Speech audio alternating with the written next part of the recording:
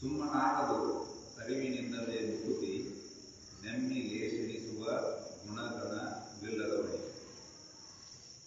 ಗುರುಪಾದ ಸೇವೆ, ಶರಣರ ಸಂಘ, ಹರಪೂಜೆ, ಕರುಣ, ವಿನಯ, ನಿಜ ಸಮಯ ನಿಷ್ಠೆ, ವಿರತಿ, ವಿವೇಕ, ವಿದ್ಯೆ, ಕ್ಷಮೆ, ಕ್ಷಮೆ, ಸತ್ಯ, ಧರ್ಮ, ವರಭಕ್ತಿ ನೀತಿಗಳ ಬಲವಿಲ್ಲದವನಿಗೆ ಸುಮ್ಮನಾಗದು ಅರಿವಿನಿಂದಲೇ ಮುಕುತಿ ನೆಮ್ಮಿಗೆ ಸೇರಿಸುವ ಗುಣಗಣವಿಲ್ಲದವನಿಗೆ. ನಿಗಮ ಆಗಮಗಳು ನಂಬುಗೆ, ನಿತ್ಯ ವಿಧಿಗಳನ್ನು ಅಗಲದ ಎಚ್ಚರು, ದೇಹದಳು ವಿಮೋಹ, ಜಗದ ಅಪವಾದದೆಡೆಯವರು ಭೀತಿ, ಸುಜನರ ಬಗೆಗೊಳಿಸುವ ನಡೆ ನುಡಿ ಇಲ್ಲದವನಿಗೆ ಸುಮ್ಮನಾಗದು ಅರಿವಿನಿಂದಲೇ ಮುಕ್ತಿ ನೆಮ್ಮಿಗೆ ಸೆಣಸುವ ಗುಣಗಣವಿಲ್ಲದವನಿಗೆ. ಕಾವಣಲರ ಅಂಬಿಗೆ ಎದೆಗೊಡದ ಬಲುಮೆ, ಜೀವಭಾವ ಎಳ್ಳೆಣಿತು ದೋರದ ಅಮಳ ಯೋಗ, ತೀವಿದ ಅನುಭವ ಸುಖರೂಪಣಾದ ಶಂಭುಲಿಂಗ ಆವರಿಸಿ ಕೀಟಭೃಂಗ ನ್ಯಾಯವಿಲ್ಲದವನಿಗೆ ಸುಮ್ಮನಾಗದು ಅರಿವಿನಿಂದಲೇ ಮುಕುತಿ ನೆಮ್ಮಿಗೆ ಸೆನಿಸುವ ಗುಣಗಣವಿಲ್ಲದವನಿಗೆ. ಸುಮ್ಮನೆ ಮುಕ್ತಿ ಆಗಂದ್ರೆ ಹಂಗೆ ಸುಮ್ಮನೆ ಆಗುದಿಲ್ಲ.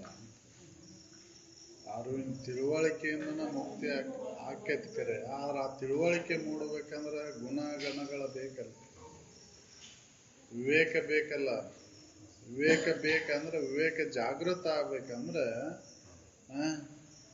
ಅದಕ್ಕೆ ಗುಣಗಳ ಬೇಕಲ್ಲ. ಒಳ್ಳೆಯ ಗುಣ ಸಂಪನ್ನತ್ವವನ್ನು ಪಡೆದಾಗ ಅರಿವು ಜಾಗೃತ ಆಗುತ್ತೆ, ಜ್ಞಾನ ಲಭಿಸ್ತೈತಿ. ಹಂಗೆ ಜ್ಞಾನ ಲಭಿಸೋದಿಲ್ಲ. ಜ್ಞಾನದ ಮಾತು ಮಾತಾಡ್ಬೋದು, ಅಂತಃಕರಣ ಶುದ್ಧ ಇದ್ರೂ ಮಾತಾಡ್ಬೋದು, ಶುದ್ಧ ಇಲ್ಲ ಅಂದ್ರೂ ಮಾತಾಡ್ಬೋದು, ಹೌದಲ್ಲ. ಆದ್ರೆ ಅರಿವು ಅದು ಖಾತ್ರಿ ಆಗ್ಬೇಕಂದ್ರೆ, ಅರಿವು ನನ್ನೊಳಗೆ ಉಳಿಬೇಕಂದ್ರೆ ಅದಕ್ಕೆ ಗುಣ ಬೇಕು ಅಂತ ಹೇಳ್ತಾರೆ. ಸುಮ್ಮನೆ ಅರಿವಿನಿಂದಲೇ ಮುಕ್ತಿ ಆಗುವುದಿಲ್ಲ. ಅರಿವಿನ ಮಾತನ್ನ, ತಿಳುವಳಿಕೆ ಮಾತನ್ನ, ಜ್ಞಾನದ ಮಾತನ್ನ ಮಾತಾಡ್ಬೋದು, ಹೌದಲ್ಲ. ಆದ್ರೆ ಅಂತಃಕರಣ ಶುದ್ಧ ಇಲ್ಲದ ಹಂಗೆ ಆಗುದಿಲ್ಲ, ಮುಕ್ತಿ ಆಗುದಿಲ್ಲ.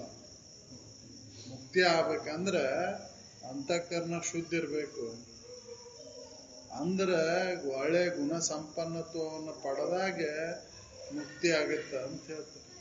ಸದ್ಗುಣ ಸಂಪನ್ನರಿಗೆ ಇದರೊಳು ಸತ್ಯ ಅವನ್ನ ತಿಳ್ಕೊಳಕ್ ಬರ್ತೈತಿ. ಸದ್ಗುಣಗಳ ಸಂಪನ್ನತ್ವ ಪಡಿಲಾರ್ದ ಹಂಗೆ ನಾನು ಮುಕ್ತಿಯನ್ನು ಮಾಡ್ತೇನೆ ಅಂದ್ರೆ ಎಂದೂ ಸಾಧ್ಯ, ಹೌದಲ್ಲ. ಅದಕ್ಕೆ ಮೊದಲಿಗೆ ಬೇಕು. ಅದಕ್ಕೆ ಅವ್ರು ಹೇಳ್ತಾರೆ ಯಾವ ಗುಣಗಳು ಹಂಗಾರೆ, ಎಂಥ ಗುಣಗಳು ಬೇಕು. ಗುರುಗಳ ಸೇವಾದಿಗಳಲ್ಲಿ ಆಪ್ತಾಂಗ ಸ್ಥಾನ ಸೇವಾದಿಗಳಲ್ಲಿ ತೊಡಗಬೇಕಲ್ಲ. ಹಂಗ ಗುರುಗಳ ಸೇವಾದಿಗಳಲ್ಲಿ ತೊಡಗಿಲ್ಲನ ಹಂಗ ಅರಿವು ಜಾಗೃತ ಆಗಲಿ ಅಂತಂದ್ರೆ, ಜ್ಞಾನ ಆಗಲಿ ಅಂತಂದ್ರೆ ಆಗುದಿಲ್ಲ. ಗುರುಗಳ ಸಮೀಪಕ್ಕೆ ಹೋಗದ ಹೊರತು ಹಂಗೆ ನಾನು ಮುಕ್ತಿಯನ್ನು ಹೊಂತೇನೆ ಅಂತಂದ್ರೆ ಆಗುದಿಲ್ಲ, ಹೌದು.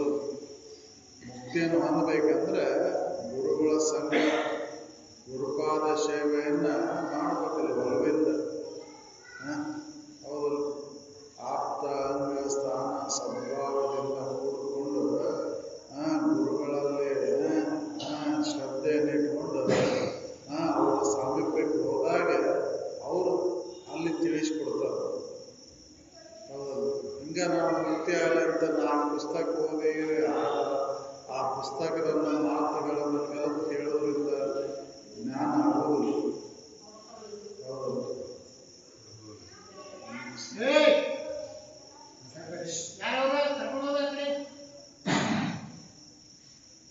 ಜ್ಞಾನ ಆಗ್ಬೇಕಂದ್ರೆ ಗುರುಪಾದ ಸೇವೆ. ಗುರುಪಾದ ಸೇವೆ ಅಂತಂದ್ರೆ ಸೇವೆ ಸತ್ಕರ್ಮಗಳಿಲ್ಲದೆ ಯಾತನದ ಮುಕ್ತಿ ಅಂತ ಹೇಳಿ. ಸೇವೆ ಸತ್ಕರ್ಮಗಳಲ್ಲಿ ಇರಬೇಕಲ್ಲ.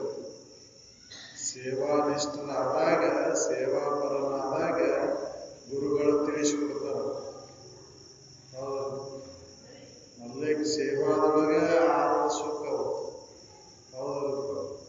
ಸೇವೆ ಮಾಡಾಕ ಹಚ್ತಾರ. ಮಲ್ಲಿಗೆ ಬ್ರಹ್ಮಚರ್ಯ ಆಶ್ರಮದೊಳಗೆ ಮಲ್ಲಿಗೆ ಸೇವಾದೊಳಗೆ ತೊಡಗಿಸುವುದು. ಮೂಲ ವಿದ್ಯೆಯನ್ನು ಕೊಡ್ತಿದ್ದಿಲ್ಲ ಅವರು. ಹೌದು. ಬ್ರಹ್ಮಚರ್ಯ ಆಶ್ರಮದೊಳಗೆ ಅಲ್ಲಿ ಗುರುಗಳ ಸಾಮೀಪಿಕ ಆಶ್ರಮ ಪದ್ಧತಿ ಒಳಗೆ ಗುರುಗಳ ಅಲ್ಲಿ ಹೋದಾಗ ಅವರು ಸೇವಾದಿಗಳಲ್ಲಿ ತೊಡಗಿಸ್ತಿದ್ರು. ಅಲ್ಲಿ ಸೇವಾ ಮಾಡಿದಾಗ ಅವರು ಆ ವಿದ್ಯೆಯನ್ನು ಹೇಳ್ಕೊಡ್ತಿದ್ರು. ಹಂಗೆ ಈ ಬೇಕಲ್ಲ, ಸೇವಾನಿಷ್ಠರು ಆಗಿರ್ಬೇಕಲ್ಲ. ಸೇವೆಯಿಂದ ಹಂಗೆ ಆಗುದಿಲ್ಲ. ಅದಕ್ಕೆ ಗುರುಪಾದ ಸೇವೆ, ಶರಣರ ಸಂಘ, ಉತ್ತಮರ ಸಂಘದೊಳಗೆ ಬರಬೇಕಲ್ಲ. ಉತ್ತಮರ ಸಂಘದೊಳಗೆ ಒಡನಾಟ ಇರಬೇಕಲ್ಲ. ಸಂಘಗಳು ಸಾಕಷ್ಟು ಅದಾವು. ಯಾವ ಸಂಘಕ್ಕೆ ಹೋಗ್ಯೋ ಅಂತಂದ ಇರತೈತಿ. ಶರಣರ ಸಂಘಕ್ಕೆ ಬಂದಾಗ ಮುಕ್ತಿಯನ್ನು ಹೊಂದಕ್ಕೆ ಬರ್ತೈತೆ. ಮುಕ್ತಿಯನ್ನು ಹೊಂದಾಗ ಶರಣರ ಸಂಘಕ್ಕೆ ಬರಬೇಕಲ್ಲ. ಹೌದು. ಉತ್ತಮರ ಸಂಘ ಮತ್ತಿಗೆ ಮಂಗಲವನ್ನು ತಂದು ಕೊಡ್ತದೆ. ಮತ್ತಿ ಒಳಗೆ ಹೋಗಿದಂಥ ದುರ್ವಿಕೃತಿಗಳನ್ನು ನಾಶ ಮಾಡ್ಕೋಬೇಕಂದ್ರೆ ಶರಣರ ಸಂಘನ ಬೇಕು. ಹೌದು. ಅದಕ್ಕೆ ಶರಣರ ಸಂಘ, ಹರಪೂಜೆ ಅಂದ್ರೆ ವ್ಯವಹಾರವನ್ನು ಮಾಡತಕ್ಕಂಥ ವಿಚಾರಗಳನ್ನ ಸತತ ನೆನಪು ಮಾಡ್ಕೋಬೇಕಲ್ಲ. ಹರಪೂಜೆಯನ್ನು ಮಾಡಬೇಕು. ನಿಜ ಸಮಯ ನಿಷ್ಠೆ.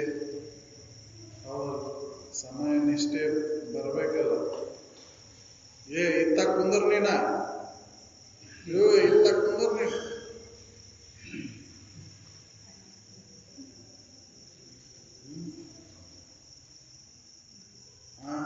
ನಿಜ ಸಮಯ ನಿಷ್ಠೆ.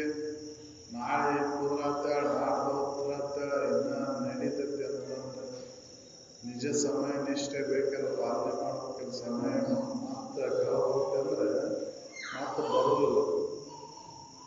ಹೌದಲ್ಲ. ವೇಳೆ ಮತ್ತೆ ಬದಲಾಗ್ತದೆ. ಹಿಂದಿಂದು ಈಗ ತಗೊಂಡು ಬಂದ್ರೆ ಬರ್ತೈತೆ ಇಲ್ಲ. ಅವಶ್ಯವಿರೋದ್ರೊಳಗಾಗಿ ಅಂತ ಇದ್ದವರು. ಅವಶ್ಯವಿರೋದ್ರೊಳಗಾಗಿ ಕಾಯಜ ವಿರೋಧಿ ಶಂಭುಲಿಂಗನ ನಡೆಸ್ಕೊಂಡು ಮುಕ್ತಿಯನ್ನು ಹೊಂದಬೇಕಾಗಿತ್ತು. ಅದಕ್ಕೆ ಸಮಯದೊಳಗೆ ನಿಷ್ಠೆ ಉಳ್ಳವರಾಗಬೇಕಾಗಿತ್ತು. ಸಮಯ ಪರಿಪಾಲನೆ ಬೇಕು.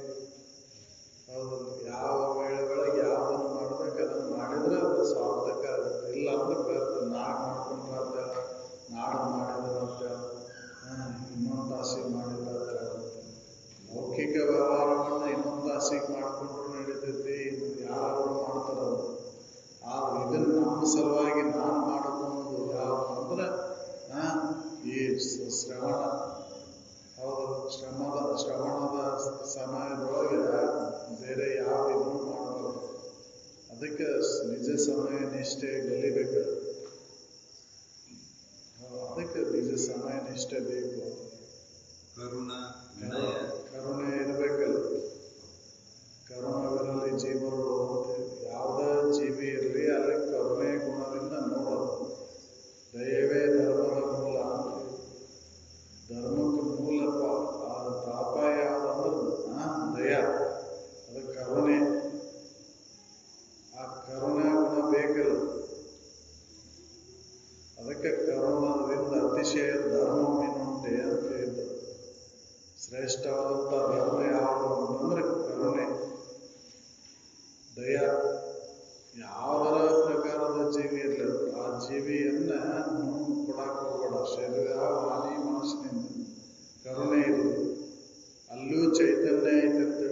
ಚೈತನ್ಯ ನನಗೆ ಅನ್ಯವಾಗಿಲ್ಲ, ನಂದು ಚೈತನ್ಯನ ಅಲ್ಲೂ ಐದು ಆತ್ಮಸ್ವರೂಪ ಒಂದೇ ಐತಿ.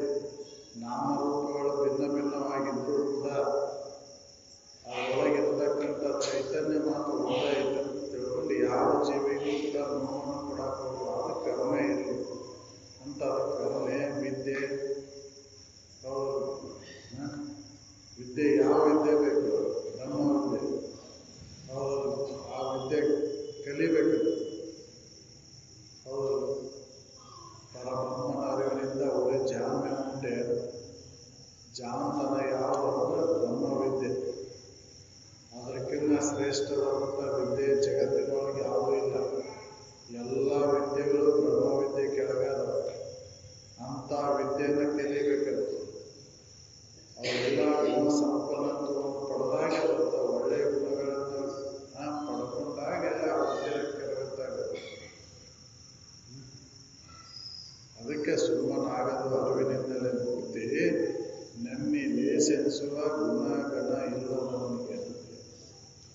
ಒಳ್ಳೆ ಗುಣ ಸಂಪನ್ನತ್ವವನ್ನು ಪಡೆದಾಗ ಆ ಮುಕ್ತಿಯನ್ನು ಹೊಂದಲಿಕ್ಕೆ ಬರ್ತದೆ. ಹಂಗೆ ಮುಕ್ತಿಯನ್ನು ಹೊಂದ್ತೇನೆ ಅಂತಂದ್ರೆ ಎಲ್ಲರಿಗೂ ಆಗೋದಿಲ್ಲ ಅದು. ಹೌದು, ಎಲ್ಲರಿಗೂ ಆಗಂದ್ರೆ ಹಾಕಿದ್ದನು ಒಳ್ಳೆ ಗುಣಗಳನ್ನು ಹೊಂದಿದವರಿಗೆ ಮಾತ್ರ ಅದು ಆ ಬ್ರಹ್ಮವಿದ್ಯೆ ಸಿಗ್ತದೆ. ಹೌದು, ಅದಕ್ಕೆ ಅವ್ರ ಹತ್ರ ಅವಾಗ ಮುಕ್ತಿ ಆಗೋದು. ವಿನಯ ವಿನಯ ಇರಲಿ. ಹೌದು, ವಿನಯ ಗುಣ ಬರುತ್ತೆ. ಸಿರಿ ಹೊಡೆದು ಜೀವಿಸುವ ಕಾಲದೊಳಗೆ ವಿನಯವನ್ನು. ಹೌದು, ವಿನಯತನ ಬೇಕಲ್ಲ. ಎಂಥ ಸಂಪತ್ತೈತಂದ್ರೂ ಕೂಡ ವಿನಯ ಗುಣ ಇಲ್ಲ ಅಂದ್ರೆ ಏನು? ವಿದ್ಯೆಗೆ ವಿನಯನ ಭೂಷಣ ಅಂತ. ಸಾಕಷ್ಟು ವಿದ್ಯೆಗಳನ್ನು ಕಲಿತರೂ ಕೂಡ ವಿನಯಗೆ ನಾನು ಇಲ್ಲ ಅಂದ್ರೆ ವ್ಯರ್ಥ. ಅದಕ್ಕೆ ವಿನಯನ ಮುಖ್ಯ ಅಂತ. ವಿರತಿ ವೈರಾಗ್ಯ. ವಿದ್ಯೆ ಐತಿ, ವಿನಯತನ ಐತಿ, ವೈರಾಗ್ಯ ಇಲ್ಲ ಅಂದ್ರೆ ಏನು? ವೈರಾಗ್ಯನೂ ಮುಖ್ಯ ಐತಿ. ವೈರಾಗ್ಯವಾದ ಹೊತ್ತು ಮುಕ್ತಿಯನ್ನು ಹೊಂದಲಿಕ್ಕೆ ನಾವು ವಿವೇಕ ವೈರಾಗ್ಯ ಬೇಕು. ವೈರಾಗ್ಯ ಇಲ್ಲದ ತ್ಯಾಗ ಬರುತ್ತೆ ಬರಲ್ಲ, ತ್ಯಾಗ ಬರಲಾರ್ದ, ತ್ಯಾಗ ಮನೋಭಾವ ಬರಲಾರ್ದ ಮುಕ್ತಿಯನ್ನು ಹೊಂದ್ತೇನೆ ಅಂದ್ರೆ ಅದು ತ್ಯಾಗನ ಮುಖ್ಯ. ವಿರತಿ ವಿವೇಕ ವಿವೇಕ ಅವರು ನಿತ್ಯ ವಿವೇಕ. ಸಾಮಾನ್ಯ ವಿವೇಕ ಇದಕ್ಕೆ ಉಪಯೋಗ. ಮುಕ್ತಿಗೆ ಸಾಮಾನ್ಯ ವಿವೇಕ ಎದಕ್ಕೂ ಕೆಲಸಕ್ಕೆ ಬರುವುದು. ಅವರು ನಿತ್ಯ ವಿವೇಕ ಮುಖ್ಯ. ಆ ವಿವೇಕ ಬೇಕಲ್ಲ. ನಿತ್ಯ ಯಾವುದು ಅನಿತ್ಯ ಯಾವುದು ಅಂತ ವಿಚಾರ ಮಾಡುವಂಥ ವಿವೇಕ ಶಕ್ತಿ ಬಂದಿರಬೇಕು. ಹಂಗ ಮುಕ್ತಿಯನ್ನು ಹೊಂದೇನೆ ಅಂತಂದ್ರೆ ಸಾಮಾನ್ಯವಾಗಿ ಜಗತ್ತೆಲ್ಲ ನಿತ್ಯ ಐತೆ ಅಂತ ತಿಳ್ಕೊಂಡಿದ್ದೇವೆ. ಈ ನಿತ್ಯ ಐತೆ ಹೆಂಗೈತೆ ಅಂತ ವಿಚಾರ ಮಾಡಿಲ್ಲ. ಮಾಚ ಮುತ್ತನ ಕಾಲದಿಂದನೂ ಐತೆ ಹೇಳ್ರಿ, ಅದಕ್ಕೆ ನಿತ್ಯ ಐತೆ ಅಂತಂದ್ರೆ ನಿತ್ಯ ಐತೆ ಅನ್ನೋದು ಅಂತ ವಿಚಾರ ಮಾಡಿ ನೋಡಿದ್ರೆ ನಿನ್ನೆ ದಿನದಂಗೆ ಇವತ್ತಿಲ್ಲ, ಇವತ್ತಿನಂಗೆ ನಾಳೆ ಇರೋಲ್ಲ, ಹೋದ ಕ್ಷಣದಂಗೆ ಈ ಕ್ಷಣ ಇಲ್ಲ. ಹೌದು, ಒಂದೇ ಥರ ಇಲ್ಲಿದ್ದು ಒಂದೇ ಥರ ಇರುವುದು ಸುಖ ಕೊಡ್ತೈತಿ. ಬದಲಾವಣೆ ಆಗೋದು ಸುಖ ಕೊಡಲಾರದು. ಅದಕ್ಕಿಂತ ನಿತ್ಯ ಐತು ಅನಿತ್ಯ ಐತು ಅಂತ ವಿಚಾರ ಮಾಡುವಂಥ ವಿವೇಕ ಶಕ್ತಿ ಬರಬೇಕಲ್ಲ. ಅದಕ್ಕೆ ಅವ್ರು ಹೇಳ್ತಾರೆ ವಿವೇಕ ವೈರಾಗ್ಯ ವಿದ್ಯೆ ಎಲ್ಲ ಬೇಕಲ್ಲ. ಈ ಗುಣ ಸಂಪನ್ನತ್ವವನ್ನು ಪಡೆಯಲಾರ್ದನ್ನ ಹಂಗ ಮುಕ್ತಿಯನ್ನು ಹೊಂದಿನ ಅಂತಂದ್ರೆ ಆಗುದಿಲ್ಲ. ಮುಕ್ತಿ ಹೊಂದಕ್ಕೆ ಇವೆಲ್ಲ ಗುಣಗಳು ಬೇಕು. ಗುರುಗಳ ಸೇವಾ, ಅವರು ಸರಳರ ಸಂಘ, ಹರಪೂಜೆ, ನಿಜ ಸಮಯ ನಿಷ್ಠೆ ಎಲ್ಲ ಬೇಕು. ಅಂದಾಗ ಮುಕ್ತಿಯನ್ನು ಹೊಂದಲಿಕ್ಕೆ ಬರ್ತದೆ. ಹಂಗೆ ಮುಕ್ತಿಯನ್ನು ಹೊಂದಿನ ಅಂತಂದ್ರೆ ಸಾಧ್ಯ ಇಲ್ಲ. ಕ್ಷಮೆ, ಕ್ಷಮೆ, ತಾಳ್ಮೆ ಗುಣ, ಮನೋನಿಗ್ರಹ, ತಾಳ್ಮೆ ಬಂದಿರಬೇಕು. ತಾಳ್ಮೆಂಥ ಶಕ್ತಿ ಸಾಮಾನ್ಯವಾಗಿ 3 ಭೂತಗಳ ನಿಗ್ರಹ ಮಾಡೋಕ್ಕಾಗೋದಿಲ್ಲ. ಹೌದು, 3 ಭೂತಗಳ ವ್ಯತ್ಯಾಸವನ್ನು ತಾಳುವಂಥ ಸಾಮರ್ಥ್ಯ ಬರಬೇಕು. ಚಳಿ ಆದರೂ ತಡ್ಕೊಳ್ಳೋದಿಲ್ಲ, ಮಳೆ ಬಂದರೂ ತಡ್ಕೊಳ್ಳೋದಿಲ್ಲ, ಬಿಸಿಲು ಜಾಸ್ತಿ ಆದರೂ ತಡ್ಕೊಳ್ಳೋದಿಲ್ಲ. ಹೌದು, ಎಲ್ಲವನ್ನು ಸಮನಾಗಿ ಸ್ವೀಕಾರ ಮಾಡುವಂಥ ತಾಳ್ಕೊಳ್ಳುವಂಥ ಸಾಮರ್ಥ್ಯ ಬಂದಿರಬೇಕು. ಮತ್ತು ಲೌಕಿಕದೊಳಗೆ ವಂದನೆಗಳನ್ನು ಬರ್ತಾವೆ, ನಿಂದನೆಗಳನ್ನು ಬರ್ತಾವೆ. ಎರಡನ್ನೂ ಸಮಾನವಾಗಿ ಸ್ವೀಕಾರ ಮಾಡಬೇಕು. ತಾಳ್ಮೆ ಗುಣ ಬರಬೇಕಲ್ಲ. ಹೌದು, ಹೂವಿನ ಹಾರ ಹಾಕಬೇಕು ಅಷ್ಟೇ ಇರಬೇಕು, ಚಪ್ಪಲಿನ ಹಾರ ಹಾಕಬೇಕು ಅಷ್ಟೇ ಇರಬೇಕು, ಹೊಗಳದಾಗ ಅಷ್ಟೇ ಇರಬೇಕು, ತೆಗಳದಾಗ ಅಲ್ಲೇ ಇರಬೇಕು. ಅಂದಾಗಿದ ಬರ್ತದೆ ಮುಕ್ತಿಯನ್ನು ಹೊಂದಲಿಕ್ಕೆ ಸಾಧ್ಯ. ತಾಳ್ಮೆ ಗುಣ ಬರ್ತದೆ ಮುಕ್ತಿಯನ್ನು ಹೊಂದಲಿಕ್ಕೆ ಆಗೋದು. ತಾಳ್ಮೆಗಿಂತ ಇತರ ತಪವನ್ನು ಉಂಟೆ ಅಂತ. ತಾಳ್ಮೆನ ಶ್ರೇಷ್ಠವಾದ ತಪಸ್ಸು. ಹೌದು, ತಾಳ್ಮೆ ಬರಬೇಕು, ಸಹನಶೀಲತೆ. ಅದಕ್ಕೆ ತಿತಿಕ್ಷಾ ಅಂತ. ತಿತಿಕ್ಷಾ ಬರ್ತದೆ ಮುಕ್ತಿಯನ್ನು ಹೊಂದಲಿಕ್ಕೆ ಆಗೋದು. ದಮೆ, ಇಂದ್ರಿಯ ನಿಗ್ರಹ, ಮನೋನಿಗ್ರಹವನ್ನು ಸಾಧಿಸಿದಾಗ ಇಂದ್ರಿಯ ನಿಗ್ರಹ ತಾನ ಬರ್ತದೆ. ಕ್ಷಮೆ ಗುಣ ಬಂತಂದ್ರೆ ಮನೋನಿಗ್ರಹ ಆಯ್ತಂದ್ರೆ ಇಂದ್ರಿಯ ನಿಗ್ರಹ ಆಗೇ. ಮನಸ್ಸ ಎಲ್ಲದಕ್ಕೂ ಕಾರಣ. ಮನಸ್ಸ ಈ ಇಂದ್ರಿಯ ವ್ಯವಹಾರಕ್ಕೆ ಕಾರಣ ಆಗೈತಿ. ಆ ಮನಸ್ಸನ್ನು ನಿಗ್ರಹ ಮಾಡ್ಕೊಂಡು ಅಂದ್ರೆ ಇಂದ್ರಿಯಗಳು ತನ್ನಿಂತಾನ ನಿಗ್ರಹ. ಕಣ್ಣಿಗೆ ಬಟ್ಟೆ ಕಟ್ಟೋ ಅವಶ್ಯಕತೆ ಇಲ್ಲ, ಕಿವ್ಯಾಗ ಹಳೆ ಇಟ್ಕೋ ಅವಶ್ಯಕತೆ ಇಲ್ಲ. ಮನಸ್ಸು ನಿಗ್ರಹ ಆಯ್ತಂದ್ರೆ ಇವು ಏನು ಮಾಡಲಾರ ಇಂದ್ರಿಯಗಳು. ಜ್ಞಾನೇಂದ್ರಿಯ ಚಟುವಟಿಕೆ ಮನೋ ಆಧಾರಿತವಾಗಿ ನಡೀತೈತಿ. ಕರ್ಮೇಂದ್ರಿಯಗಳಿಗೆ ಏನು ಮನಸ್ಸಿನ ಪ್ರೇರಣೆ ಬೇಕಾಗಿಲ್ಲ. ಆ ಜ್ಞಾನೇಂದ್ರಿಯಕ್ಕೆ ಮನಸ್ಸಿನ ಸಾಥ್ ಇದ್ದಾಗ ಮಾತ್ರ ಜ್ಞಾನೇಂದ್ರಿಯಗಳ ಕೆಲಸ ಮಾಡ್ತಾರೆ. ಅದಕ್ಕೆ ಮನೋನಿಗ್ರಹ ಆಯ್ತಂದ್ರೆ ಇಂದ್ರಿಯ ನಿಗ್ರಹ ತಾನ ಆಕೆ. ಅದಕ್ಕೆ ಮೊದಲೇಕೆ ಕ್ಷಮಾಗುಣ ಬೇಕು. ಕ್ಷಮೆ, ದಮೆ ಬೇಕು.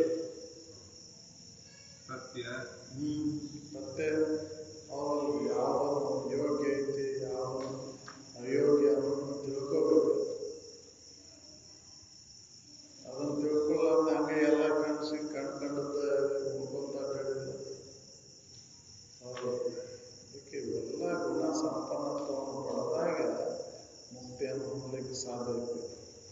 ಹಿಂಗೆ ಸತ್ತ ಮೇಲೆ ಮುಕ್ತಿಯನ್ನು ಹೊಂದೋದಲ್ಲ, ಸತ್ತ ಮೇಲೆ ಮುಕ್ತಿ ಆಗೋದಿಲ್ಲ. ಇದ್ದಾಗ ಮಾಡ್ಕೋಬೇಕು. ಮುಕ್ತಿಯನ್ನು ಹೊಂದೋದಿದ್ದಾಗ ಶರೀರ ಸದೃಢವಾಗಿದ್ದಾಗ, ಇದರ ಚೈತನ್ಯ ಇದ್ದಾಗ ಅದನ್ನು ಮಾಡ್ಕೋಬೇಕು.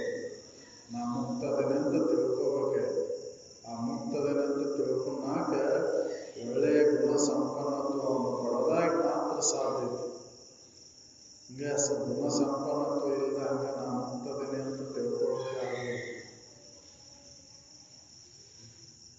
ಮುಕ್ತನ ಇದ್ರೂ ಕೂಡ ಯಾಕೆ ಬಂಧನಕ್ಕೀಡಾಗಿ ಅಂದ್ರೆ ಗುಣಗಳಿಂದ, ಕೆಟ್ಟ ಗುಣಗಳಿಂದ ಅದಕ್ಕೆ ಗೊತ್ತಾಗಲ್ಲ. ಒಳ್ಳೆಯ ಗುಣ ಸಂಪನ್ನತ್ವ ಪಡೆದ ಅಂದ್ರೆ ಅವಾಗ ಗೊತ್ತಾಗುತ್ತೆ ನೀವು ಮುಕ್ತ ಅದೇನು ಖಾತ್ರಿ ಆಗುತ್ತೆ. ಹೌದು, ಧರ್ಮದಂತೆ ನಡೆದು ಧರ್ಮ ಬೇಕಲ್ಲ, ಧರ್ಮ ಪ್ರಪಾದನೆ ಮಾಡುತ್ತದೆ.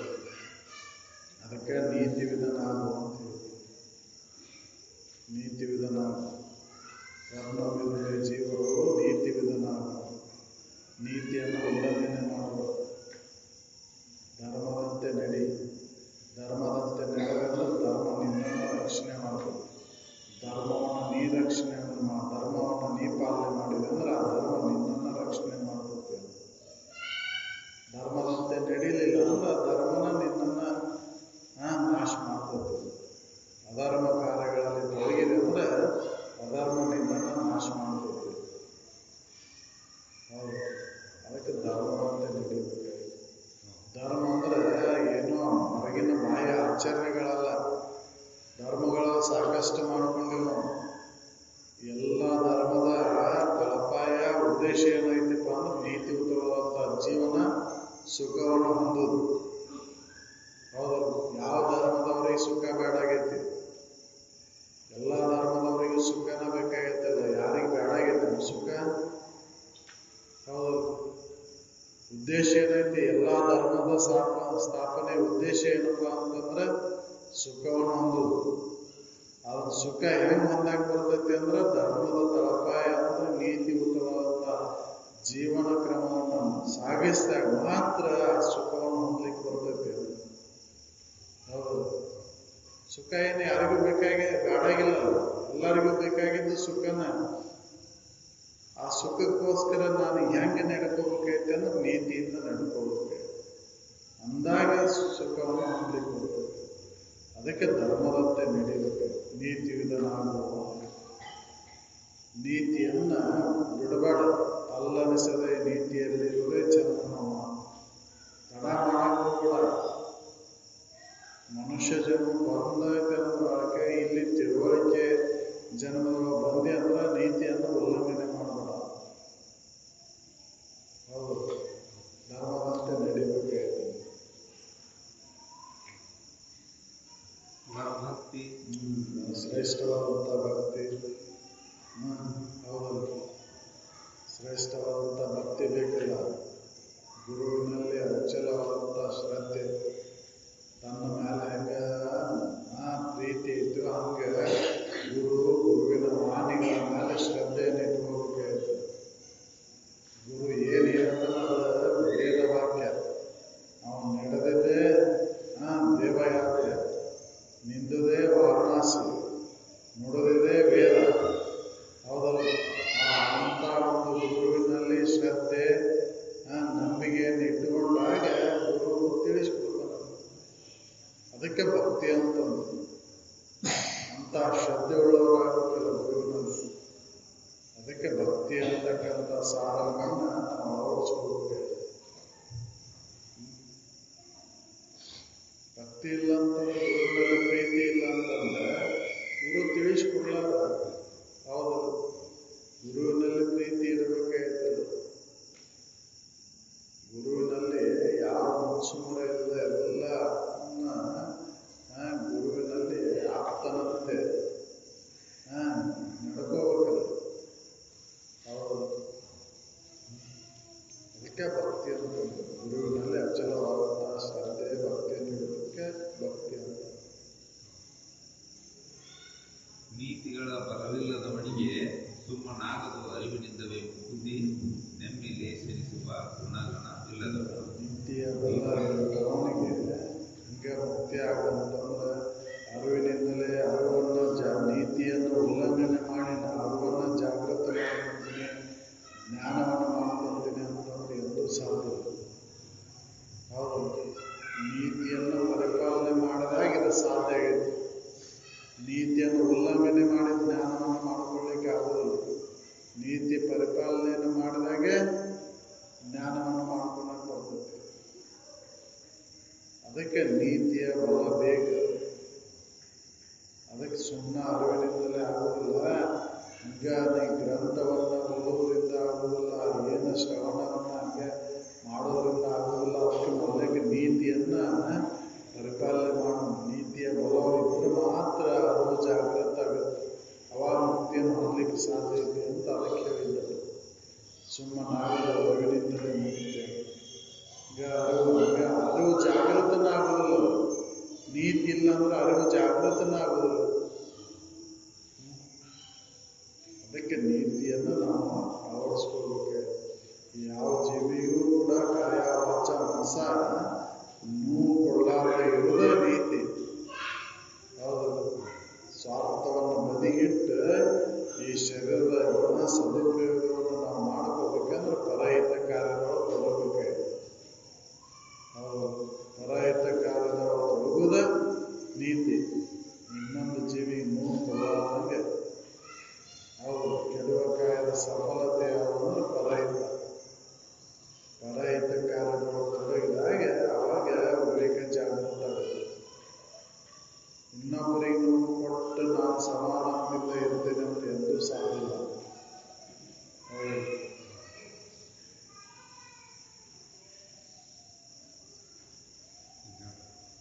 ನಿಗಮ ಆಗಮಗಳು ನಂಬುಗೆ ನಂಬಿಕೆ ಐತೆ. ನಿಗಮ ಆಗಮಗಳು ನಂಬಿಕೆ ಇಲ್ಲ. ಕತೆ ಕಾದಂಬರಿ ಧಾರಾವಾಹಿಗಳ ಮೇಲೆ ನಂಬಿಕೆ ಬಹಳ ಐತೆ. ಹೌದು, ಕತೆ ಕಾದಂಬರಿ ಧಾರಾವಾಹಿಗಳ ಮೇಲೆ ನಂಬಿಕೆ ಬಹಳ ಐತೆ.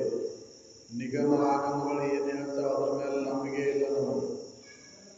ಹೌದು, ನಿಗಮ ಆಗಮಗಳು ನೀನೇ ಸಚ್ಚಿದಾನಂದ ಸ್ವರೂಪದಿ ಅಂತ ಹೇಳ್ತಾವು, ಅದ್ರ ಮೇಲೆ ನಂಬಿಕೆ ಇಲ್ಲ ನಮಗೆ. ಹೌದಲ್ಲ, ಕತೆ ಕಾದಂಬರಿಗಳ ಹೇಳುವಂಥ ಧಾರಾವಾಹಿಗಳಲ್ಲಿ ಬರ್ತಕ್ಕಂಥದ್ರ ಮೇಲೆ ಬಹಳ ನಂಬಿಕೆ ಇದೆ. ನೀನೇ ಸಚ್ಚಿದಾನಂದ ಸ್ವರೂಪದಿ ಅಂತ ಹೇಳ್ತಾವ, ನಿಗಮ ಆಗಮಗಳು ಹೇಳ್ತಾವು, ಅದ್ರ ಮೇಲೆ ನಂಬಿಕೆ ಇಲ್ಲ. ನೀ ದೇಹ ಅಲ್ಪ, ನೀ ದೇವರದಿ, ನೀ ಸಚ್ಚಿದಾನಂದ ಸ್ವರೂಪನದಿ ಅಂತ ಹೇಳೋದ್ರ ಮೇಲೆ ನಂಬಿಕೆ ಇಲ್ಲ ನಮಗೆ.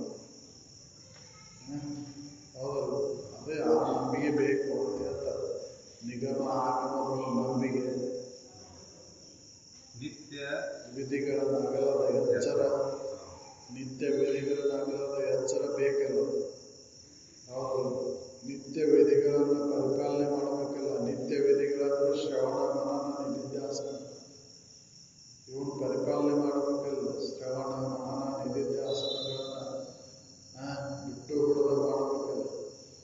ನಿತ್ಯ ವಿಧಿಗಳು ದಿನಾಲು ಮಾಡುವಂಥವು ಯಾವುದಂದ್ರೆ ಇವಾಗ ಮತ್ತು ಊಟ ತಪ್ಪಿದ್ರು ಚಿಂತಿಲ್ಲ, ಶ್ರವಣ ಮನನ ನಿಧಿಧ್ಯಾಸನವನ್ನು ಬಿಡಬಾರದು. ನಿತ್ಯ ವಿಧಿಗಳನ್ನಾಗಲದ ಎಚ್ಚರ. ಅದಕ್ಕೆ ಹೀಗದೆ ನಿತ್ಯ ಕರ್ಮ ಮಾಡಲು ತುಂಗದ ವಿವರ್ಧನ ಹೋಗುವಂತೆ. ಈ ನಿತ್ಯ ವಿಧಿಗಳನ್ನಾಗಲದ ಎಚ್ಚರಿಕೆ ಒಳಗಿರಬೇಕಲ್ಲ. ಒಂದು ಹೊತ್ತು ಊಟ ತಪ್ಪಿರೋ ಚಿಂತಿಲ್ರಿ, ಶ್ರವಣ ಮನನ ನಿಧಿಧ್ಯಾಸನವನ್ನು ಬಿಡಬಾರದು. ಅಂದ್ರೆ ಮುಕ್ತಿಯನ್ನು ಹೊಂದಲಿಕ್ಕೆ ಬರ್ತೈತೆ. ಯಾರಿಗೆ ಬೇಕಾದ್ರೆ ಹೌದು, ಶ್ರವಣ ಏನು ಬಿಟ್ಟು ನಡೀತೈತೆ, ಮನನ ಮಾಡಲಿಲ್ಲ ಶ್ರವಣ ಅಂತೂ ಬಿಡಬಾರದು. ಹೌದು, ಏನು ಬೇಕಾದಾದ್ರೂ ಶ್ರವಣವನ್ನು ಬಿಡಬಾರದು. ಮನೆಯಾಗ ಏನ ಇದ್ದರೂ ಕೂಡ ಶ್ರವಣವನ್ನು ಬಿಡಬಾರ್ದು ಅಂತ ಅದಕ್ಕೆ ಹೇಳಿದ್ದು. ಯಾಕಂದ್ರೆ ಅದನ್ನ ಕಾರ್ಯವನ್ನ ಮುಂದಿದ್ದು ಏನೋ ಮುಂದೆ ಮಾಡಕ್ಕೆ ಬರ್ತೈತೆ. ಆದರೆ ಶ್ರವಣ ಮಾತ್ರ ಇವತ್ತಿನ ಶ್ರವಣ ನಾಳೆಗೆ ಸಿಗುವುದು. ಅದಕ್ಕೆ ಶ್ರವಣವನ್ನು ತಪ್ಪಿಸಬೇಕು. ಅದಕ್ಕೆ ನಿತ್ಯ ವಿಧಿಗಳನ್ನು ಅಗಲದ ಎಚ್ಚರ. ಒಟ್ಟ ಬಿಡಂಗಿಲ್ಲ. ಶ್ರವಣ ಮನನ ನಿಧಿಧ್ಯಾಸನಗಳನ್ನು ಬಿಟ್ಟು ಬಿಡದ ಮಾಡೋದು. ಅದಕ್ಕೆ ಹೇಳ್ತೇವೆ, ಪರತರವೆನಿಸು ಮುಕ್ತಿ ಸುಖಮೈದುವ ಅವರಿಗೆ ಪಗಲಿಲ್ಲದೆ ಹಗಲು ಆದರೆ ಎನ್ನದೆ ಪರಿಭಾವಿಸುತ್ತದೆ. ಹಗಲು ರಾತ್ರಿ ಇದನ್ನು ಬಿಡಬಾರದು.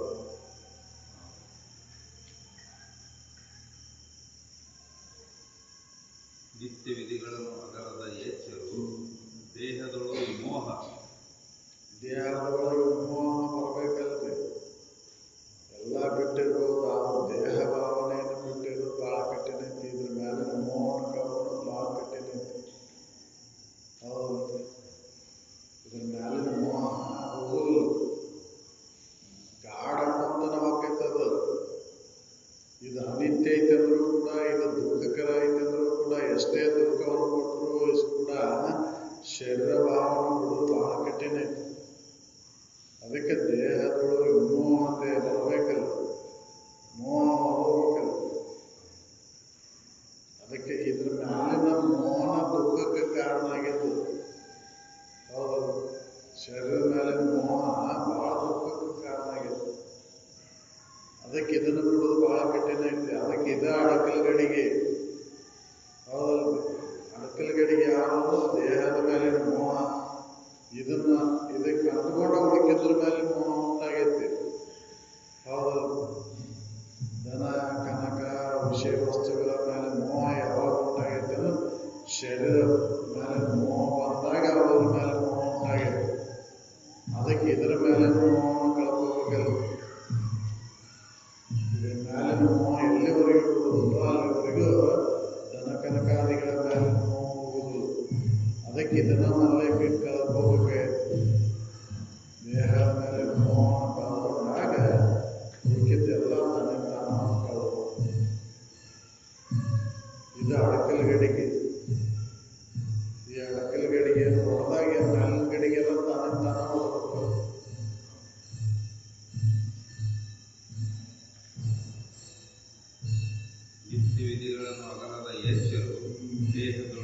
ಮೋಹ ಜಗದ ಅಪವಾದದಡಿಯಳು ಭೀತಿ. ಯಾರಿಗೈತ್ರಿ ಇವತ್ತು ಜಗದ ಅಪವಾದದ ಭೀತಿ ಯಾರಿಗೈತಿ?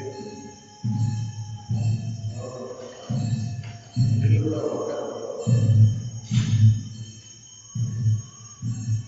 ಜಗದ ಅಪವಾದಗಳು ಎಡೆಗಳ ಭೀತಿ ಯಾರಿಗೈತಿ? ಅಪವಾದ ಮಾಡೇ ಇವತ್ತು ದೊಡ್ಡ ಗುರುತಿಸ್ಕೊಂತಾರ.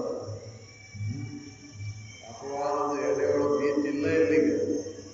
ಅಪವಾದ ಮಾಡಿದವನ ಶ್ರೇಷ್ಠ, ಅಪವಾದ ಮಾಡದವ ಕನಿಷ್ಠನ ಈಗ. ಹೌದಲ್ಲ?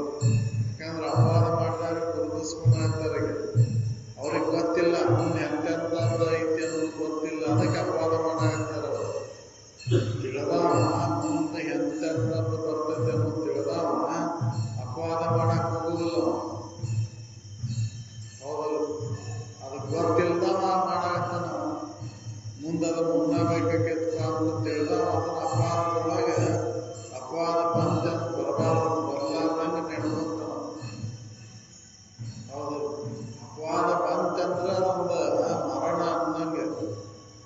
ಹೌದಲ್ಲ? ಅಪವಾದ ಬರಲಾರ್ದಂಗೆ ನಮ್ಮ ಜೀವನ ಕ್ರಮ ಇರ್ಬೇಕಲ್ಲ, ಅದು ಮುಖ್ಯ ಐತಿ. ಹೌದಲ್ಲ? ಅದಕ್ಕೆ ಹೆದರಿಕೆನೇ ಇಲ್ಲಿ ಮತ್ತೆ ಎಲ್ಲೈತ್ರಿ? ಭೀತಿನೇ ಇಲ್ಲಿ ಮತ್ತೆ. ಅಪವಾದದ ಭೀತಿ ಯಾರಿಗೈತಿ?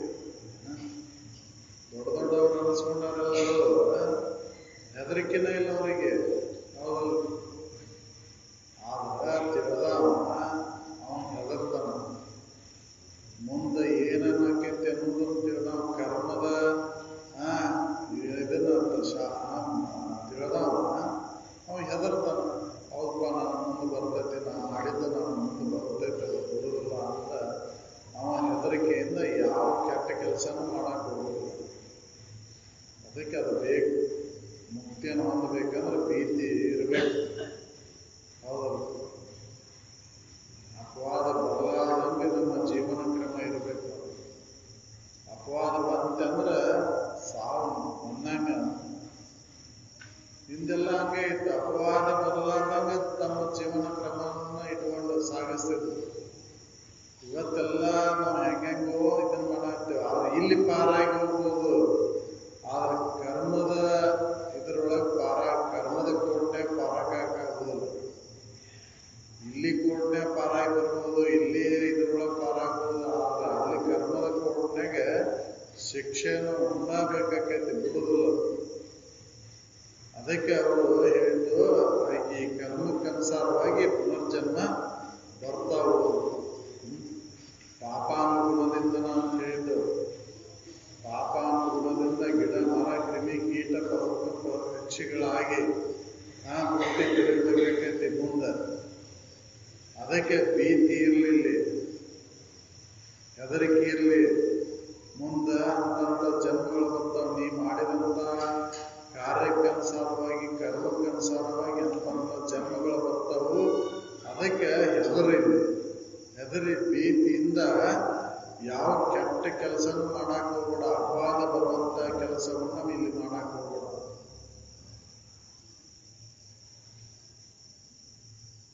ಜಗದ ಅಪವಾದದಡಿಯಳು ಭೀತಿ. ಸುಜನರ ಬಗೆಗೊಳಿಸುವ ನಡೆ ನುಡಿ ಇಲ್ಲದವನಿಗೆ ಸುಮ್ಮನಾಗುವುದು ಅರಿವಿನಿಂದವೇ. ಸುಜನರು ಬಗೆಗೊಳಿಸುವ ನಡೆ ನುಡಿ ಇಲ್ಲದವನಿಗೆ ಹೆಂಗಾಕೈತಿ? ಒಳ್ಳೆಯವರು ಉತ್ತಮರು ಹೌದೆಂದು ಹೊಸದು ಹೊಗಳುವ ವರ್ತನ ಬೇಕಲ್ಲ. ಉತ್ತಮರು ಹೌದನ್ಬೇಕಲ್ರಿ, ಅಂತ ವರ್ತನ ಇರಬೇಕು. ಸುಜನರು ಬಗೆಗೊಳಿಸುವ ಹೌದಲ್ಲ? ಸುಜನರು ಹೊಗಳ್ಬೇಕು, ಒಳ್ಳೆಯವರು ಹೊಗಳ್ಬೇಕು. ಅವಪ್ಪ ನೀ ಮಾಡಿದಂತ ಕಾರ್ಯ ಯೋಗ್ಯ ಐತಿ ಅಂತ ಅವ್ರು ಹೊಗಳ್ಬೇಕು. ಒಳ್ಳೆಯವರು ಉತ್ತಮರು ಹೊಗಳ್ಬೇಕು. ಅಂತ ಒಂದು ಕಾರ್ಯ ತೊಡಗಬೇಕಲ್ಲ, ಅಂತ ಒಂದು ಗುಣ ಬೇಕಲ್ಲ. ಹೌದಲ್ಲ? ಈ ಗುಣಗಳ ಇಲ್ಲದವನಿಗೆ ಹೆಂಗ ಮುಕ್ತಿ ಆಗತ್ತಂದ್ರೆ ಯಾವಾಗ ಮುಕ್ತಿ ಆಗ್ಬೇಕಂದ್ರೆ ಇವೆಲ್ಲ ಗುಣ ಸಂಪನ್ನವನ್ನು ಪಡಿಬೇಕು. ಗುಣ ಸಂಪನ್ನತ್ವವನ್ನು ಪಡೆದಾಗ ಮುಕ್ತಿಯನ್ನು ಹೊಂದಲಿಕ್ಕೆ ಬರ್ತದೆ. ಹಂಗೆ ಅರಿವಾಗ ಆಗಂತ ಅರಿವಾಗುವುದು. ಜ್ಞಾನ ಹಂಗೆ ಲಭಿಸ್ಲಿ ಅಂತಂದ್ರೆ ಲಭಿಸೋದಿಲ್ಲ. ಉತ್ತಮವಾದಂಥ ಭೂಮಿ ಸಿದ್ಧತೆಯನ್ನು ಮಾಡಿಕೊಂಡಾಗ ಅಲ್ಲಿ ಉತ್ತಮವಾದಂಥ ಬೆಳೆಯನ್ನು ಬೆಳೆಯಲಿಕ್ಕೆ ಬರ್ತದೆ. ಹೌದಲ್ಲ? ಫಲಾಸನಿದ್ದಾಗ ಬೆಳೆ ಬರ್ತದೆ. ಬೆಳೆಗಳನ್ನು ತುಂಬಿದಾಗ ಅಲ್ಲಿ ಫಲ ನಿರೀಕ್ಷಣೆ ಮಾಡ್ತೇನೆ ಅಂತಂದ್ರೆ ಆಗೋದಿಲ್ಲ. ಅದಕ್ಕೆ ಉತ್ತಮವಾದಂಥ ಪರಿಶುದ್ಧವಾದಂಥ ಆಚರಣೆ ಅಂತ ಗುಣ ಸಂಪನ್ನತ್ವವನ್ನು ಪಡೆದಾಗ ಮುಕ್ತಿಯನ್ನು ಹೊಂದಲಿಕ್ಕೆ ಬರ್ತೈತೆ ಅಂತ ಹೇಳ್ತಾರೆ. ಸುಮ್ಮನೆ ಆಗೋದಿಲ್ಲ. ಅರಿವು ಜ್ಞಾನ ಹಂಗ ಆಗೋದಿಲ್ಲ. ಜ್ಞಾನ ಆಗ್ಬೇಕಂದ್ರೆ ಗುಣ ಸಂಪನ್ನತ್ವ. ಅದಕ್ಕೆ ಸುಜನರು ಬಗೆಗೊಳಿಸುವ ನಡೆ ನುಡಿ, ಅವರು ನಡೆ ನುಡಿ ಶುದ್ಧಿರ್ಬೇಕು. ಹೌದು, ನಡೆ ನುಡಿ ಶುದ್ಧಿದ್ರೆ ಇದೇ ಜನ್ಮ ಕಡೆ ಅಂತ. ಹೌದು, ನಡೆ ನುಡಿನ ಶುದ್ಧಿಲ್ಲ. ನಮ್ಗೆ ಸುಳ್ಳು ಹೇಳೋದು, ಮೋಸ ಮಾಡೋದು, ವಂಚನೆ ಮಾಡೋದು ಇದ್ರೊಳಗೆ ತೊಡಗೋದು. ಹೌದಲ್ಲ? ನಡೆ ಒಳಗೆ ಏನೈತಿ? ದುರಿತ ಕರ್ಮ. ನುಡಿ ಒಳಗೆ ಮೋಸ, ಸುಳ್ಳು ಹೇಳೋದು. ಹೌದು, ಖುಷಿಯನ್ನು ನುಡಿಯದ, ಎಚ್ಚರಿಕೆ ಒಳಗಿರೋ ಎಲ್ಲಿಯೂ ನುಡಿಯದ, ಸದಾ ಜಾಗ್ರತೆಯಿಂದ ಇರಬೇಕು. ಎಂಥ ಆಪತ್ತು ಕಾಲ ಬಂದೈತಂದ್ರೂ ಕೂಡ ಸುಳ್ಳು ಹೇಳಬಾರ್ದು. ಹೌದು, ಅಂತ ಒಂದು ಗುಣ ಬೇಕಲ್ಲ. ಅಂದ್ರೆ ಮಾತ್ರ ಯಾರು ಜ್ಞಾನ ಆಗುತ್ತ, ಇಲ್ಲಾಂದ್ರೆ ಜ್ಞಾನ ಆಗುದೇ ಇಲ್ಲ. ಜ್ಞಾನ ಮುಕ್ತಿಗೆ ಮೂಲ. ಜ್ಞಾನ ಬೇಕಂತಂದ್ರೆ ಇಂಥ ಗುಣ ಸಂಪನ್ನತ್ವವನ್ನು ಪಡೆಯ. ಅಂದಾಗ ಜ್ಞಾನ ಆಗೈತಿ, ಅವಾಗ ಮುಕ್ತಿಯನ್ನು ಹೊಂದಲಿಕ್ಕೆ ಬರ್ತೈತಿ. ಮುಕ್ತ ಅಂತ ತಿಳ್ಕೊಳ್ಳಿಕ್ಕೆ ಬರ್ತೈತಿ. ಅವಾಗ ಗುಣನ ಇಲ್ಲ ಅಂತಂದ್ರೆ ಏನು?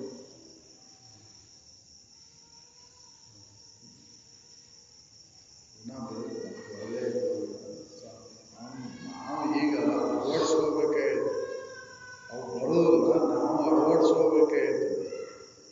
ಹೌದಲ್ಲ? ಅವು ಬಡವಳಿಯಾಗಿ ಬರೋದಿಲ್ಲ. ಹೌದಲ್ಲ? ನಾವು ಅಳವಡಿಸ್ಕೋಬೇಕಾಯ್ತು. ನಾವು ಅಳವಡಿಸ್ಕೋಬೇಕಾಯ್ತು. ನೋಡಿ, ಕೇಳಿ, ತಿಳ್ಕೊಂಡು ಅಳವಡಿಸ್ಕೋಬೇಕಾಯ್ತು. ಹೌದಲ್ಲ? ತಾನಾಗೆ ಬರೋದಿಲ್ಲ. ಹೌದಲ್ಲ? ಹುಟ್ಟುತ್ತಲೇ ಅವ್ರು ತಾನಾಗಿ ಬಂದಿರಲ್ಲ. ಅವ್ರು ಅಳವಡಿಸ್ಕೋಬೇಕಾಗಿತ್ತು. ಕೆಲವೊಂದಿಷ್ಟು ಬರ್ತಾವೆ, ಕೆಲವೊಂದಿಷ್ಟು ಅಳವಡಿಸ್ಕೋಬೇಕಾಗಿತ್ತು. ಹೌದಲ್ಲ? ಅಂದ್ರೆ ಮಾನವ ಜನ್ಮ ಸ್ವಾರ್ಥಕ್ಕೆ ಮಾಡ್ಕೊಳ್ಳಿಕ್ಕೆ ಬರ್ತದೆ. ಅದಕ್ಕೆ ಅವ್ರು ಹೇಳ್ತಾರೆ, ಸುಮ್ಮನೆ ಅರಿವಿನಿಂದಲೇ ಆಗುವುದಿಲ್ಲ ಮುಕ್ತಿ. ಅದಕ್ಕೆ ನೆಮ್ಮಿ ಲೇಸಿಸುವ ಗುಣಗಳ ಸಂಪನ್ನತ್ವ ಇಲ್ಲದ ಅದನ್ನು ಹೊಂತೇನೆ ಅಂದ್ರೆ ಸಾಧ್ಯ ಇಲ್ಲ. ಮುಕ್ತಿಯನ್ನು ಹೊಂತೇನೆ ಅಂದ್ರೆ ಸಾಧ್ಯ ಇಲ್ಲ.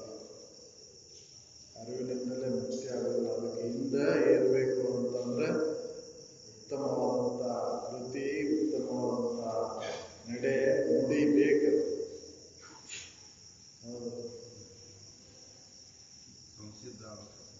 ಮೊದಲಿಗೆ ತಯಾರಿ ಮಾಡ್ಕೋಬೇಕಲ್ಲ. ತಯಾರಿ ಮಾಡ್ಕೊಳ್ಳ ಹಂಗೆ ಪರೀಕ್ಷೆ ಬರೀತೇನೆ ಅಂತಂದ್ರೆ ಆಗೋದಿಲ್ಲ. ಹೌದಲ್ಲ? ಪರೀಕ್ಷೆ ಬರೀಬೇಕಂದ್ರೆ ತಯಾರಿ ಮಾಡ್ಕೋಬೇಕು. ಅಂದಾಗ ಪರೀಕ್ಷೆಯನ್ನು ಎದುರಿಸಲಿಕ್ಕೆ ಬರ್ತೈತಿ. ಅವಾಗ ಪಾಸ್ ಆಗಕ್ಕೆ ಸಾಧ್ಯ ಐತಿ. ತಯಾರಿನೇ ಇಲ್ಲ ಅಂತಂದ್ರೆ ಯಾವತ್ತು ಪರೀಕ್ಷೆ ಬರೋದು? ಅದಕ್ಕೆ ಸಿದ್ಧನಾಗಬೇಕಂದ್ರೆ ಅಲ್ಲೇಕ ಅದರೊಳಗೆ ನೀನು ಗುಣಗಳನ್ನು ಅಳವಡಿಸು, ಒಳ್ಳೆಯ ಗುಣಗಳನ್ನು ಅಳವಡಿಸು. ಈ ಮನುಷ್ಯ ಜೀವನದ ಸ್ವಾರ್ಥಕತೆ ನಿನಗೆ ಆಗಬೇಕಂದ್ರೆ ಉತ್ತಮವಾದಂಥ ಕೃತಿ, ಉತ್ತಮವಾದಂಥ ನುಡಿ ಅನ್ನು ಅಳವಡಿಸುವುದು. ಅದಕ್ಕೆ ನಡೆ ನುಡಿ ಇಲ್ಲದ ಸುಜನರು ಬಗೆಗೊಳಿಸುವ ನಡೆ ನುಡಿ ಇಲ್ಲದ ಅವ್ರು ಹೌದು ಅನ್ಬೇಕಲ್ಲ. ಅವ್ರು ಅವನಂತ ಒಳ್ಳೆಯದು ಯಾರದ, ಅವನಂತ ಒಳ್ಳೆ ಕಾರ್ಯವನ್ನು ಮಾಡೋದು ಯಾರದ ಅಂತೂ ಉತ್ತಮರು ಹೊಗಳ್ಬೇಕಲ್ಲ. ಯಾರೋ ಕಾಚಿ ಪೀಚಿ ಯಾರು ಹೊಗಳೋದಲ್ಲ. ಹೌದಲ್ಲ? ನಮ್ಮ ಲಾಭಕ್ಕೋಸ್ಕರ ಜಯಕಾರ ಹಾಕಲ್ಲ. ಹೌದಲ್ಲ?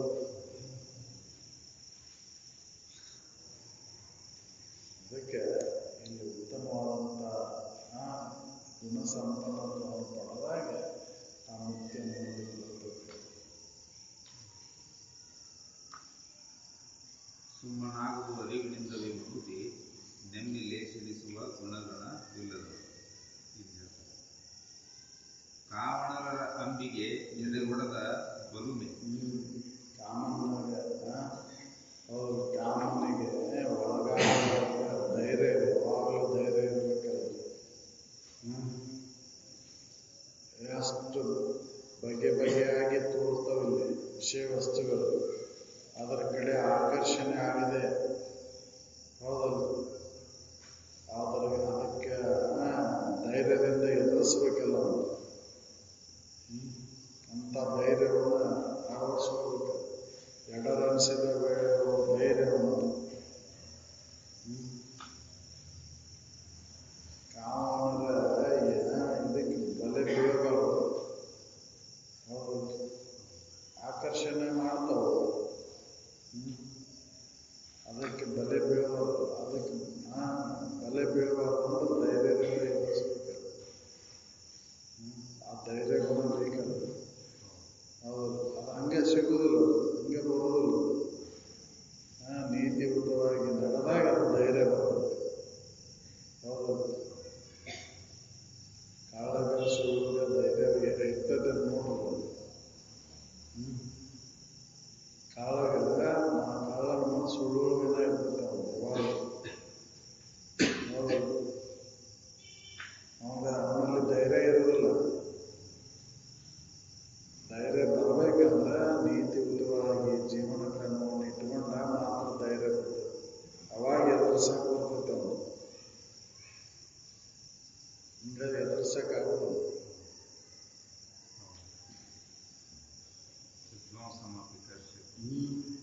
ಹೌದು, ಆಕರ್ಷಣೆ ಮಾಡ್ತಾವ. ಎಂಥ ವಿದ್ವಾನದವನಂದ್ರೂ ಕೂಡ ಅವನನ್ನ ಆಕರ್ಷಣೆ ಮಾಡ್ತಾವ. ಹೌದಲ್ಲ? ಅವನು ಎದುರಿಸುವಂಥ ಸಾಮರ್ಥ್ಯ ಇರಬೇಕಲ್ಲ. ಎಂತೆಂಥವರ ಬಲೆ ಬಿದ್ದಾರೆ. ಹೌದಲ್ಲ? ಪುರಾಣಗಳಲ್ಲಿ ಕೇಳ್ತೀರಿ, ಎಂತೆಂಥವ್ರು ಕಾಮನ ಬಲೆ ಬಿದ್ದಾರ. ಅವನು ಎದುರಿಸುವಂಥ ಸಾಮರ್ಥ್ಯ ಧೀರರಿಗೆ ಮಾತ್ರ ಸಾಧ್ಯ ಐತಿ. ಅಂತ ಧೀರತ್ವ ಬಂದಿರ್ಬೇಕಲ್ಲ. ಧೀರತ್ವ ಯಾವಾಗ ಬರ್ತೈತೆ ಅಂದ್ರೆ ನಡೆ ನುಡಿಗಳು ಸುದ್ದಿ ಇದ್ದಾಗ ಬರ್ತೈತೆ. ನಡೆ ನುಡಿಗಳು ಸುದ್ದಿ ಇಲ್ಲ ಅಂದ್ರೆ ಧೀರತ್ವ ಬರೋದಿಲ್ಲ. ಅದು ಎದುರಿಸುವಂಥ ಧೈರ್ಯ ಬರ್ತೈತೆ ಅಂತ ನಡೆ ನುಡಿ ಸುದ್ದಿ.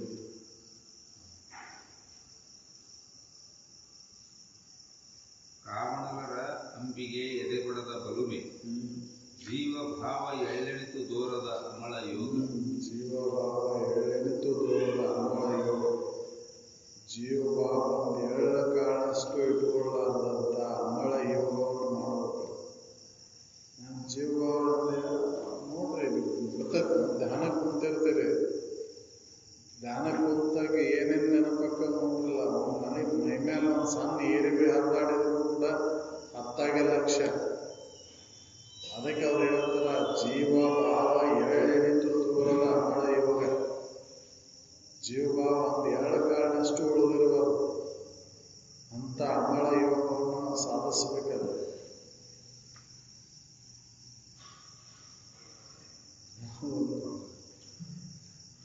ಜೀವಭಾವ ಎಳೆಣಿತು ದೂರದ ಅಮಳ ಯೋಗ. ಜೀವಭಾವ ಒಂದು ಎರಡು ಕಾರಣಷ್ಟು ಮೈ ಮೇಲೆ ಒಂದು ಏರಿ ಬೆಳೆದಾಡಿದ್ರು ಕೂಡ ನಮ್ಗೆ ಹತ್ತಾಗ ಲಕ್ಷ್ಯ. ಒಂದು ಈಟು ಮೈ ಮೇಲೆಲ್ಲ ಹೊರಗೆ ಒಂದು ಈಟು ಸಪ್ಪಳ ಒಂದು ಸಳ ಅಂತಂದ್ರೆ ಹತ್ತಾಗ ಲಕ್ಷ್ಯ. ಜೀವಭಾವ ಎಳೆಣಿತು ದೂರದ ಅಮಳ ಯೋಗ ಅಂದಾಗ ಮುಕ್ತಿಯ ನೋಡ್ಲಿಕ್ಕೆ ಬರ್ತದೆ. ಅಮಳ ಯೋಗ ಮಾಡಿದಾಗ ಜೀವಭಾವ ಒಂದು ಎರಡು ಕಾರಣಷ್ಟು ಇರಬಾರ್ದು. ನಾವು ಜೀವಭಾವನಾಗೆ ಇರೋದು. ಹೌದಲ್ಲ? ಯಾಕಂದ್ರೆ ಶರೀರ ನಾನಂತ ತಿಳ್ಕೊಂಡು ಅದಕ್ಕೆ ಈ ಶರೀರ ಭಾವನೆ ಬಿಟ್ಟು ಇರೋಕ್ಕಾಗೋದಿಲ್ಲ. ಇದು ಹೆಂಗೈತಿ ಅಂತ ವಿಚಾರ ಮಾಡಿ ನೋಡಿದಾಗ ಅದು ಅವಾಗ ಗೊತ್ತಾಗುತ್ತೆ. ಇದು ನಾನಲ್ಲಪ್ಪ, ನನ್ನಲ್ಲಿದು, ಇದು ಕರ್ಮಾನುಸಾರವಾಗಿ ಬಂದೈತಿ, ಕರ್ಮಾನುಸಾರವಾಗಿ ಬೇಕೈತಿ ಅಂತ ತಿಳ್ಕೊಂಡು ಇದ್ರ ಮೇಲೆ ನಮ್ಮ ನೋವು ಅಡಗಿದಾಗ ಅವಾಗ ಯೋಗವನ್ನು ಮಾಡಲಿಕ್ಕೆ ಬರ್ತೈತಿ. ಹೌದು, ಅವಾಗ ಯೋಗಕ್ಕೈತಿ. ಅದಕ್ಕೆ ಅವ್ರು ಹೇಳ್ತಾರ ಜೀವ ಭಾವ ಎರಡೆನಿತು ತೋರದ ಅಮಳ ಯೋಗ. ನಿದ್ರಾವಸ್ಥೆ ಅಂದ್ರೆ ಬಿಟ್ರಪ್ಪ ಇನ್ನೂ ಎರಡರಾಗ ಭಾಳ ಜೀವಭಾವರೇ. ಹೌದು, ನಿದ್ರೆ ಒಳಗೆ ಅಜ್ಞಾನದಿಂದ ಹೋಗೈತಂದ್ರು ಜೀವಭಾವ ಮತ್ತ ಪುನಃ ಎಚ್ಚರಿಕೆ ಬಂದ್ರೆ ಮತ್ತೆ ತೀವ್ರ ಆಗಿರ್ತದೆ ಅದು ಇನ್ನಷ್ಟು. ಹೌದು, ನಿದ್ದೆ ಒಳಗೆ ಅಜ್ಞಾನದಿಂದ ಜೀವಭಾವ ಹೋಗೈತಿ ಕರೆ, ಆದರೂ ಕೂಡ ಎಚ್ಚರಿಕೆ ಬಂದು ಮತ್ತೆ ಗಟ್ಟಿ ಆಕೈತೆ ಅದು. ಹೌದಲ್ಲ, ನಿದ್ದೆ ಒಳಗೆ ಏನೂ ಇದ್ದಿಲ್ಲ, ಅಜ್ಞಾನದಿಂದ ಅಲ್ಲಿ ಜೀವಭಾವ ಮೈ ಮೇಲೆ ಹಾರಾಡಿದ್ರು ಕೂಡ ಏನಾಗಿದ್ದಿಲ್ಲ. ಅದ ಹಾವ ಎಚ್ಚರಿಕೆ ಅವಸ್ಥೆ ಒಳಗೆ ಹರಿದಾಡಕತ್ತಂದ್ರೆ ಹೌದಲ್ಲ, ಎಷ್ಟು ಇದು ಎಚ್ಚರಿಕೆ ಅವಸ್ಥೆ ಕನಿಷ್ಠ ಇತ್ತು, ನಿದ್ರಾವಸ್ಥೆ ಕನಿಷ್ಠ ಇತ್ತು, ಶ್ರೇಷ್ಠ ಇತ್ತು ಅಂತ ವಿಚಾರ ಮಾಡಿ ನೋಡಿದ್ರೆ ಅದಕ್ಕೆ ಎಚ್ಚರಿಕೆ ಅವಸ್ಥೆ ಅನ್ನೋದು ಇದು ಅತ್ಯಂತ ಕನಿಷ್ಠ ಅವಸ್ಥೆ ಅಂತ ಹೇಳಿದ್ರು.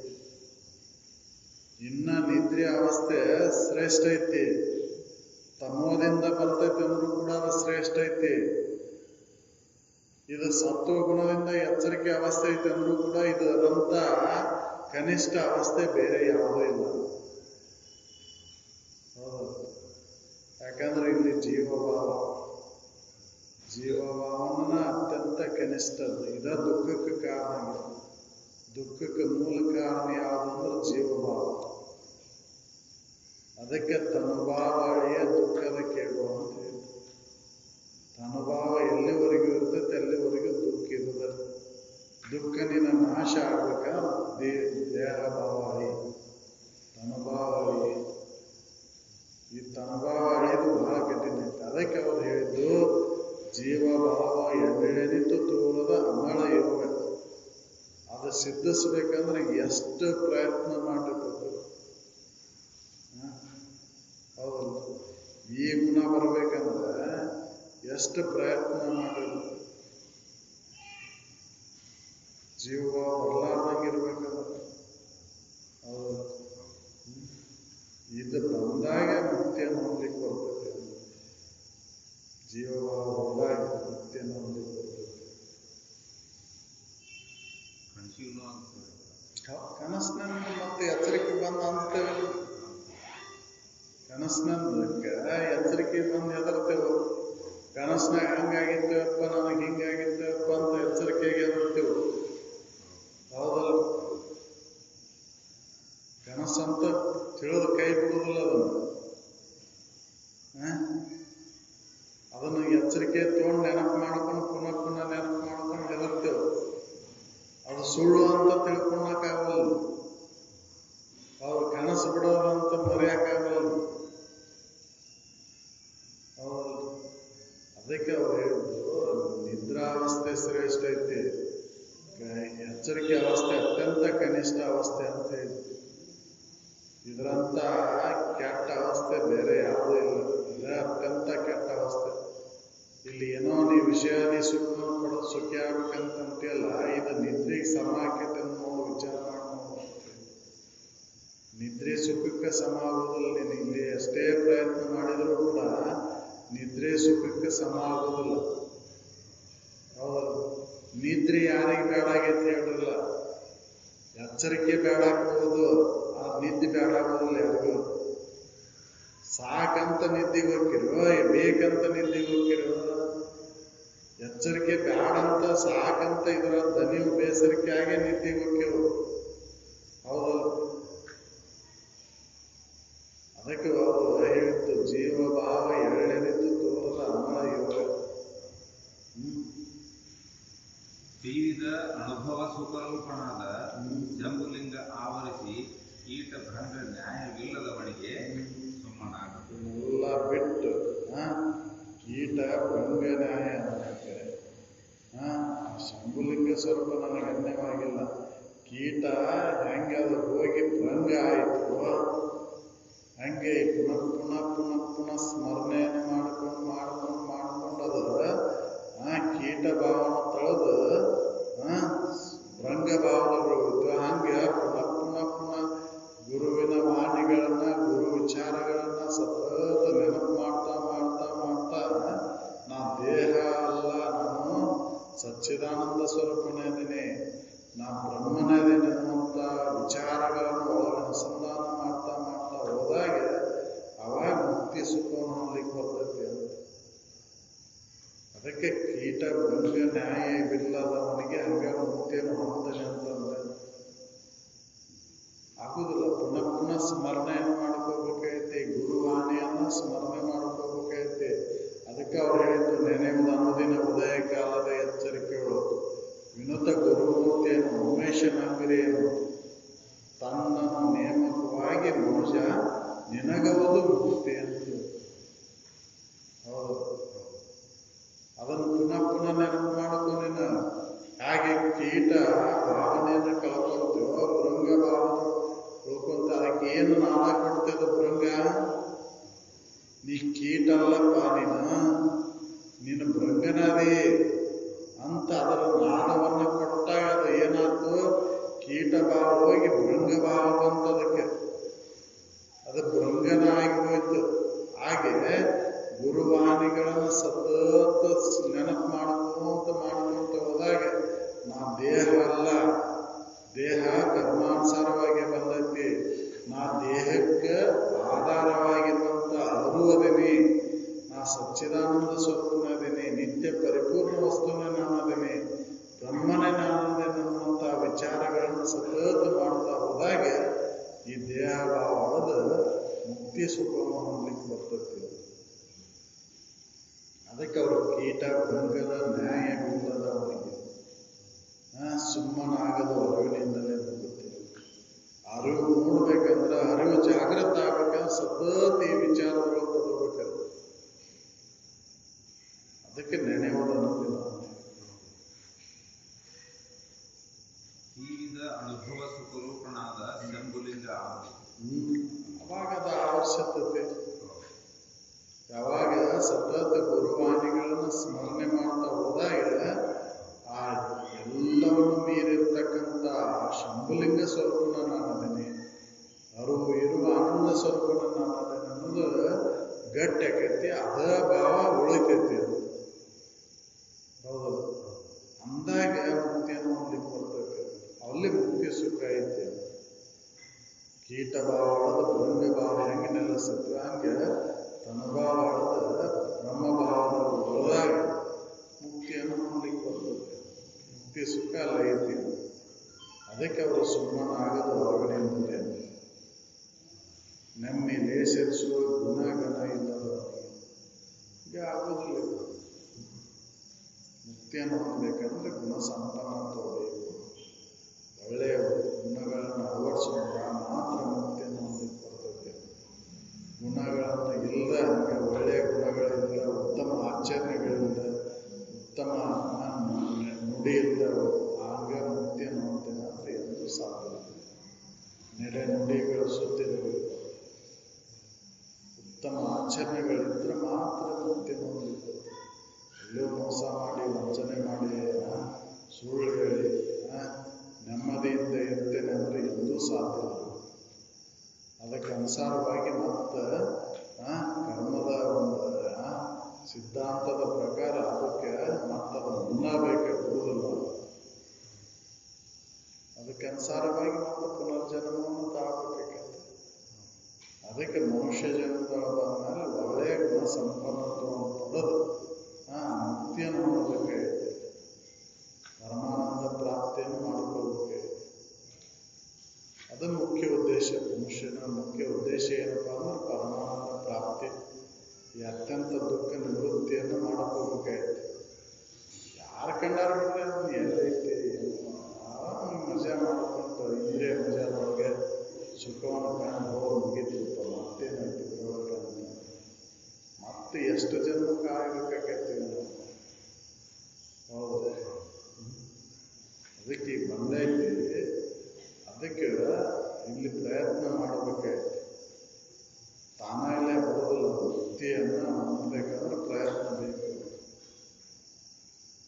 ಪ್ರಯತ್ನ ಇಲ್ಲ ಅದನ್ನು ಹೊಂದಲಿಕ್ಕೆ ಆಗುತ್ತೆ. ಅಂದ್ರೆ ಅದಕ್ಕೆ ಪ್ರಯತ್ನ ಮಾಡುವಂತ ಹೇಳ್ತಾರೆ. ಒಳ್ಳೆಯ ಗುಣ ಸಂಪನ್ನವನ್ನು ಪಡ್ಕೊಂಡು ಅಂದಾಗ ಅರಿವು ಜಾಗೃತ ಆಗುತ್ತೆ. ಅವ ಮುಕ್ತಿಯನ್ನು ಹೊಂದಲಿಕ್ಕೆ ಬರ್ತದೆ.